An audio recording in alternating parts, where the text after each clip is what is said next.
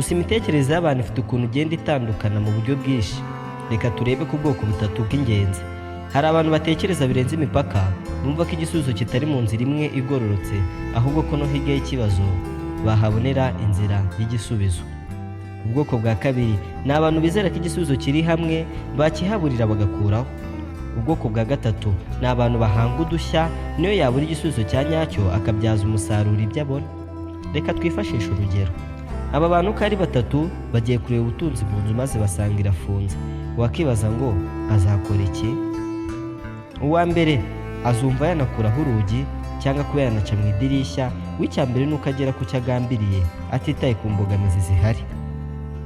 Uwa kabiri we nakuzuyaza nasanga hafunze azahita akuramo ake karenge cyangwa ategereza uzafungura. Uwo ni uwa kabiri. Uwa gatatu we ni umunyadushya, we nasanga hafunze